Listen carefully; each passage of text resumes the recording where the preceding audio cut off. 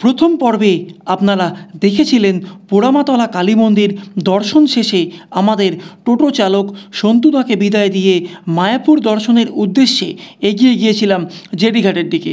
আজ দ্বিতীয় পর্বে আপনাদের ঘুরে দেখাবো মায়াপুরের কিছু দর্শনীয় স্থান। নবদ্বীপ ঘাট থেকে 10 টাকার টিকিট করে নিয়ে এগিয়ে চললাম জেটিঘাটের দিকে। জেটিঘাট থেকে ভুটভুটি আমাদের নিয়ে রওনা দিল মায়াপুর ঘাটের উদ্দেশ্যে। আমার নিতাই নিত গৌ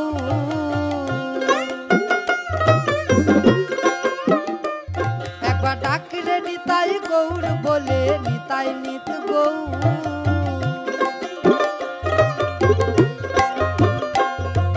আগের দিন প্রাচীন মায়াপুর জন্মস্থান ঘাট থেকে নবনির্মিত ইস্কন মন্দিরের যে চূড়া দর্শন করেছিলাম তা আরও একবার দৃশ্যমান হলো এই ভুটভুটি থেকে।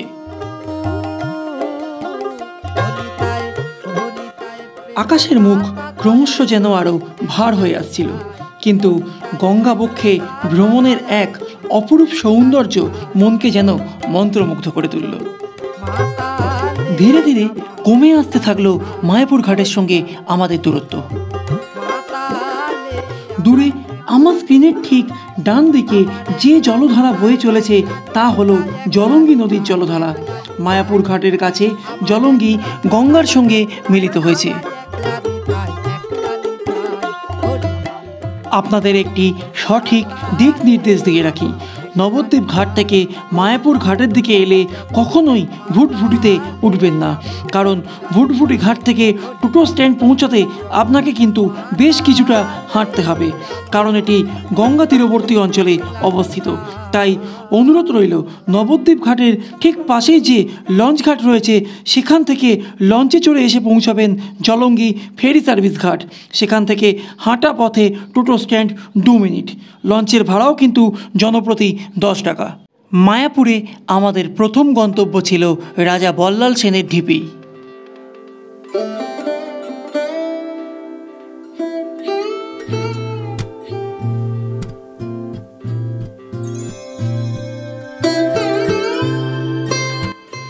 বল্লাল সেন বাংলার সেন রাজবংশের দ্বিতীয় তথা শ্রেষ্ঠ নৃপতি ছিলেন। তিনি 1160 থেকে 1179 সাল পর্যন্ত সেন বংশের রাজা ছিলেন। তিনি ছিলেন সেন রাজবংশের প্রতিষ্ঠাতা বিজয় সেনের পুত্র এবং তার যোগ্য উত্তরসূরি। বল্লাল সেন তার রাজত্বের সময় বহুদূর পর্যন্ত সাম্রাজ্য বিস্তার করেন। বরেন্দ্রভূমি, রাঢ়, বঙ্গ এবং মিথিলা তার অধীনস্থ ছিল। তার উল্লেখযোগ্য রচনাগুলির মধ্যে ছিল দানসাগর ও অদ্ভুত সাগর। রাজা বল্লাল সেনের নামানুসারে এই বল্লাল ঢিপি নদিয়ার অন্যতম প্রত্নস্থল। নবদ্বীপের নিকটবর্তী মায়াপুরের কাছে বামন পুকুরে ভক্ত চাঁদকাজীর সমাধিস্থল থেকে উত্তর পশ্চিম দিকে বল্লাল ঢিপির অবস্থান। এই ঢিপির নিচে বল্লাল সেনের আমলে নির্মিত প্রাসাদ ছিল বলে মনে করা হয়, তবে বর্তমানে এটি পুরাকীর্তি সংরক্ষণ আইন অনুসারে এই অঞ্চল সংরক্ষিত করা হয়েছে। বল্লাল ঢিপি প্রায় 400 ফুট প্রশস্ত ও উচ্চতায় 25 থেকে 30 ফুট। ঢিপিটি পুরোটাই সবুজ ঘাসে মোড়া। উৎখননের আগে অনেক ইতিহাসবিদ এটিকে সেন রাজাদের রাজধানী হিসাবে মনে করতেন, কিন্তু বর্তমানে তা ভুল প্রমাণিত হয়েছে।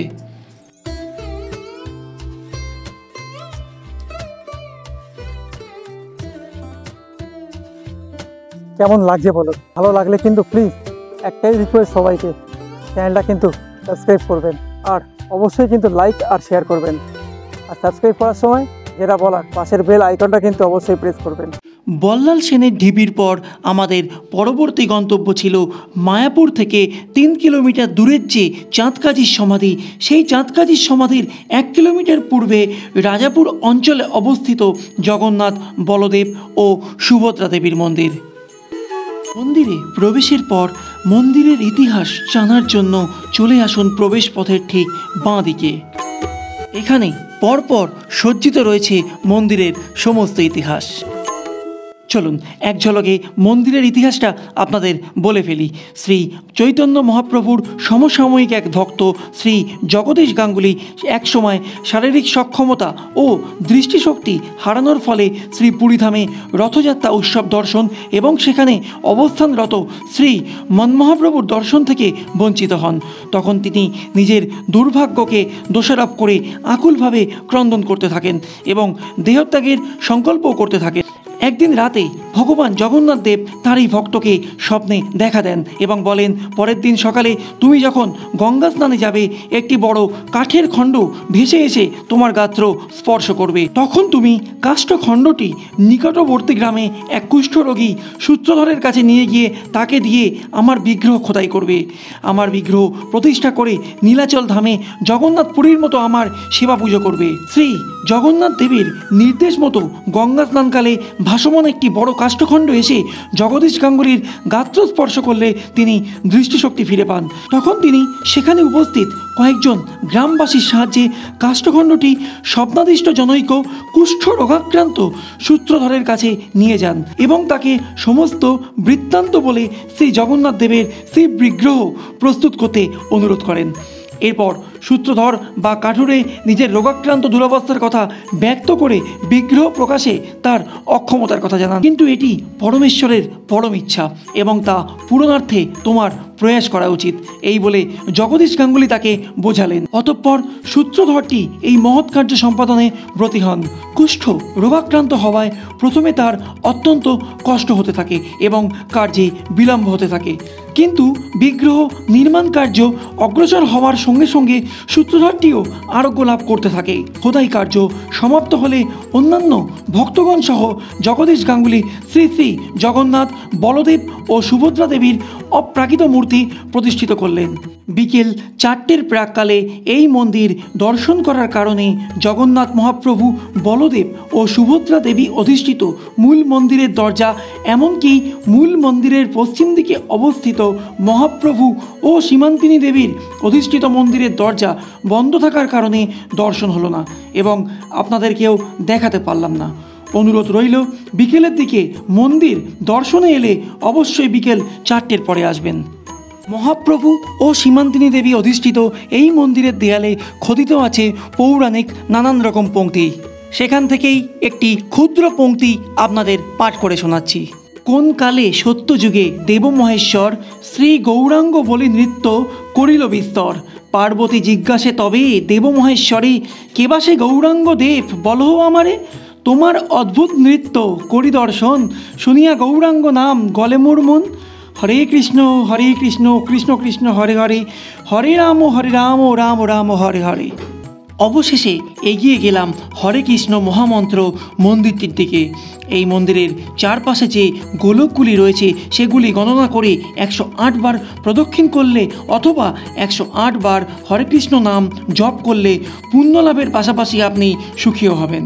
সব শেষে প্রাচীন শিব মন্দিরটি দর্শন করে এগিয়ে চললাম আমাদের পরবর্তী গন্তব্য চাঁদ কাজীর সমাধির দিকে। চাঁদ কাজীর সমাধিটি মায়াপুর ইস্কন মন্দিরের থেকে 3 কিলোমিটার উত্তরে অবস্থিত।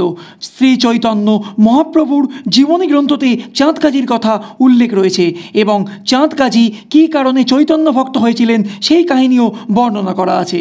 চাঁদ কাজীর সমাধিস্থল দর্শনের পর আমাদের পরবর্তী গন্তব্য ছিল শ্রী চৈতন্য মহাপ্রভুর মাসির বাড়ি। একটা কথা প্রথমেই বলে রাখি, শ্রী চৈতন্য দেবের জন্মস্থান ও মাসির বাড়ি নিয়ে কিন্তু নবদ্বীপ ও মায়াপুরের মধ্যে দ্বিমত আছে, তবে আমি অবশ্যই প্রথমটিকেই সমর্থন করি। আপনাদের কী মতামত তা অবশ্যই নিচের কমেন্ট বক্সে লিখে জানাবেন। শ্রী চৈতন্য দেবের মাসির বাড়ি ঘুরে দেখতে দেখতে চাঁদ কাজী সম্পর্কে আরও কিছু তথ্য চলুন আপনাদের সঙ্গে ভাগ করে নিই। পূর্বলীলায় চাঁদ কাজী ছিলেন শ্রীকৃষ্ণের মামা কংস। চাঁদ কাজীর আসল নাম ছিল মৌলানা সিরাজউদ্দিন। তৎকালীন সময় তিনি ছিলেন এই অঞ্চলের শাসক। চাঁদ কাজী শ্রী চৈতন্য মহাপ্রভুর ঘোর বিরোধী ছিলেন। সেই কারণে চাঁদ কাজী শ্রী চৈতন্য মহাপ্রভুর সংকীর্তন বন্ধের আদেশ জারি করে। এমনকি তিনি মহাপ্রভুর সংকীর্তনের মৃদঙ্গ ভেঙে দিয়েছিলেন। আজও এই ভাঙা মৃদঙ্গ বা খোল যত্ন সহকারে রাখা আছে। মহাপ্রভু রেগে গিয়ে হাজারো ভক্ত নিয়ে মশাল জ্বালিয়ে আন্দোলন শুরু করেছিলেন। এরপর শ্রী চৈতন্য মহাপ্রভু ভক্তদের নিয়ে চাঁদ কাজীর বাড়িতে প্রবেশ করে নাম সংকীর্তন করতে থাকেন এবং সেই দিনেই সংকীর্তন শোভাযাত্রা করে চাঁদ কাজীর বাড়িতে মহাপ্রভু ও চাঁদ কাজী তর্কযুদ্ধে বসেন। এরপর চাঁদ কাজী মহাপ্রভুর চরণে আত্মসমর্পণ করেন এবং কৃষ্ণ ভক্ত হন। হিন্দু এবং মুসলিম ধর্মের এক সুন্দরতম মিলনস্থল হলো এই চাঁদ কাজীর সমাধিস্থল। এই সমাধিস্থলে নিত্য গীতা পাঠ করা হয়। ভক্ত কাজীর সমাধি মন্দিরটি পরিচালনা করে মায়াপুর শ্রী চৈতন্য মঠ।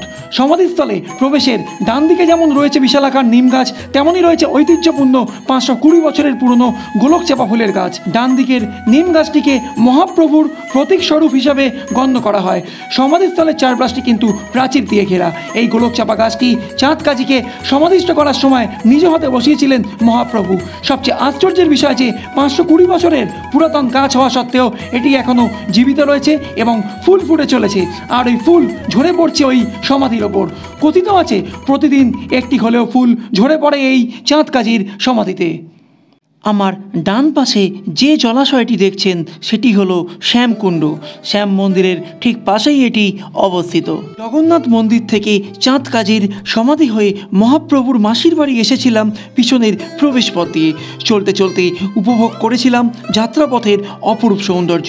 খুব সুন্দরভাবে গাছগাছালি, ফুলের বাগিচা ও সবজি ক্ষেত দিয়ে সজ্জিত হয়েছে এই যাত্রাপথের দুপাশ। এই মাসির বাড়িতেই কিন্তু রয়েছে রাধাকুণ্ড, শ্যামকুণ্ড ও গিরি গোবর্ধন। এছাড়াও রয়েছে মহাপ্রভুর একটি সুন্দর বিগ্রহ, যা আপনারা এই মন্দিরের সম্মুখদ্বার বা সিংহদ্বার দিয়ে প্রবেশ করলেই দর্শন করতে পারবেন। এছাড়া দর্শন করতে পারবেন প্রভুপদ শ্রীল ভক্তি সিদ্ধান্ত সরস্বতী গোস্বামী ঠাকুরের সমাধি মন্দির। শ্রীকৃষ্ণ মন্দিরের ঠিক পাশেই আছে গিরি গোবর্ধন, যা আদতে বৃন্দাবন ধামে অবস্থান করে। বৃন্দাবন ধামে যাওয়ার সৌভাগ্য না হলে মায়াপুর ধামের এই গিরি গোবর্ধনকেই পরিক্রমা করে আপনি পুণ্য লাভ করতে পারেন। মন্দিরের ভেতরেও রয়েছে একটি সুন্দর মিউজিয়াম। সময়ের অভাবে ও আবহাওয়া ক্রমশ খারাপ হয়ে আসার কারণে মন্দির সংলগ্ন মিউজিয়ামটি দর্শন করতে পারলাম না ও আপনাদেরকেও তা দেখাতে পারলাম না। পরে কোনো একদিন এই মিউজিয়ামটি আপনাদের ঘুরে দেখাবো। শ্রী চৈতন্য মঠের মূল মন্দিরের ভেতরে রয়েছে একটি নাট্য মন্দির ও শ্রীকৃষ্ণ ও রাধিকা দেবী অধিষ্ঠিত বিগ্রহের সুন্দর মন্দির। মাসির বাড়ি শেষ করে পরবর্তী গন্তব্য ছিল এই শ্রীবাস অঙ্গন মন্দির। এই মন্দিরেই শ্রী চৈতন্য মহাপ্রভু প্রথম সংকীর্তন শুরু করেন। ভক্ত সমাগম, সুনাম, খ্যাতি ও সংকীর্তনের জ্বালায় অতিষ্ঠ হয়ে চাঁদ কাজী এই মন্দিরেই মহাপ্রভুর খোল বা মৃদঙ্গটি ভেঙে দেন। তাই এই মন্দিরের আরেক নাম খোল ভাঙার ডাঙা। এখানে মহাপ্রভুর সেই খোল বা মৃদঙ্গটি একটি মন্দিরে সজ্জিত রয়েছে। এছাড়া এই মন্দিরে অধিষ্ঠান করছেন পঞ্চতত্ত্ব ও নৃসিংহদেব। দুপুরবেলা দর্শন করার কারণে মন্দিরগুলির দ্বার বন্ধ ছিল, তাই আপনাদের দর্শন করাতে পারলাম না। আকাশের মুখ ক্রমশ গম্ভীর থেকে গম্ভীরতর হয়ে আসছিল, তাই আর বিলম্ব না করে এগিয়ে চললাম মায়াপুর চন্দ্রদয়া ইস্কন মন্দিরের দিকে, যা কিনা বিশ্বের সবচেয়ে বড় ইস্কন মন্দির। আপনাদের বলা হয়ে ওঠেনি, লঞ্চঘাট থেকে একটু এগোলেই টোটো স্ট্যান্ড। এখানে টোটো ভাড়া সর্বনিম্ন 350 টাকা প্রতিজন। অতিরিক্ত স্থান দর্শন করলে ভাড়াও বৃদ্ধি পাবে, তবে দলাদলি করে নিলে কমেও পেতে পারেন। এই টোটো আপনাদের মায়াপুরের যাবতীয় স্থান দর্শন করিয়ে নামিয়ে দেবে ইস্কন মন্দিরের ঠিক সামনে। মায়াপুরে কিন্তু থাকার জন্য অনেক হোটেল এবং ছোট বড় গেস্ট হাউস আছে। এছাড়াও আপনারা চাইলে শ্রী চৈতন্যদেবের মাসির বাড়ি, শ্রী চৈতন্য মহাপ্রভাস মঠ ও ইস্কন মন্দিরের গেস্ট হাউসগুলিতেও থাকতে পারেন। বুকিংয়ের জন্য নিচের ডেসক্রিপশন বক্সে আমি লিঙ্ক দিয়ে দেব। ইস্কন মন্দিরে প্রবেশদ্বারের একদম বাম পাশেই রয়েছে প্রভুপাদের ভজন কুটির। এখানে কিন্তু 24 ঘন্টা ও সর্বক্ষণ হরির নাম সংকীর্তন হয়।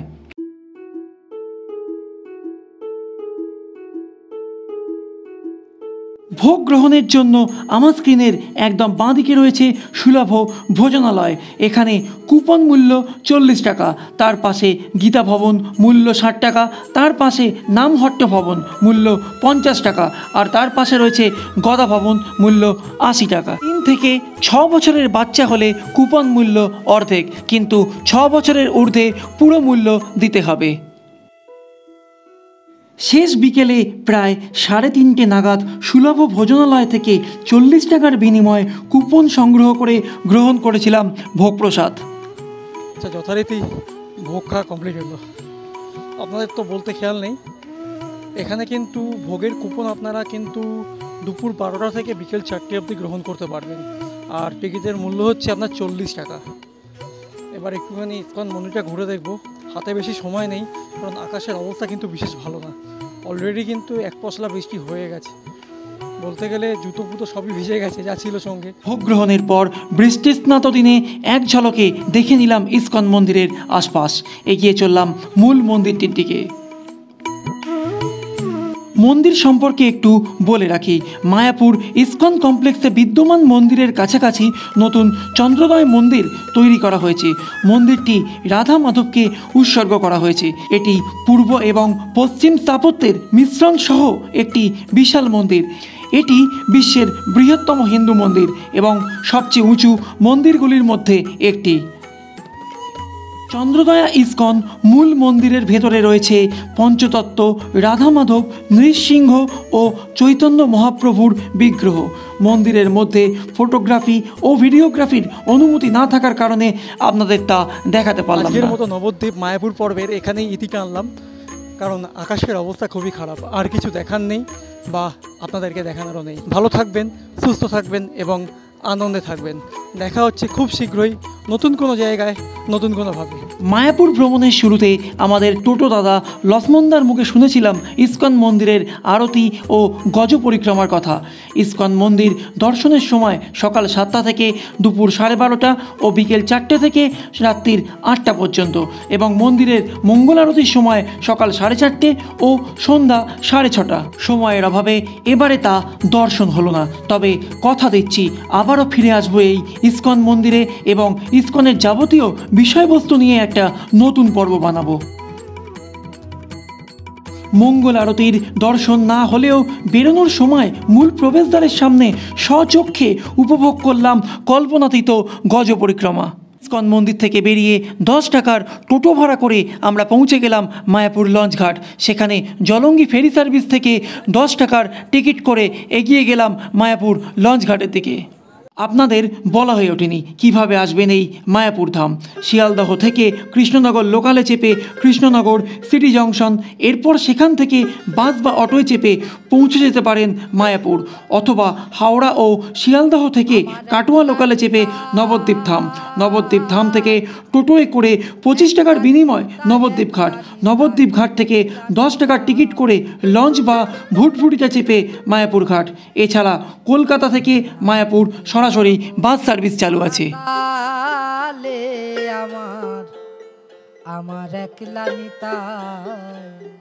নবদ্বীপ ধাম ও মায়াপুর ধাম দর্শন করে লঞ্চে চেপে জলঙ্গি নদীপথে এবং পরে জলঙ্গি ও গঙ্গা নদীর সঙ্গম স্পর্শ করে গঙ্গা পেরিয়ে এগিয়ে চললাম আবারও নবদ্বীপ ঘাটের দিকে। অন্তিম সময় আরও একবার হয়ে যাক কৃষ্ণ বন্দনা। যাত্রা হোক শেষ, নিয়ে কৃষ্ণ নাম। আবারও যেন ফিরে আসতে পারি এই নবদ্বীপ ও মায়াপুর ধাম। জয় নিতাই, রাধে রাধে বলে এই পর্বের এখানেই ইতি টানলাম।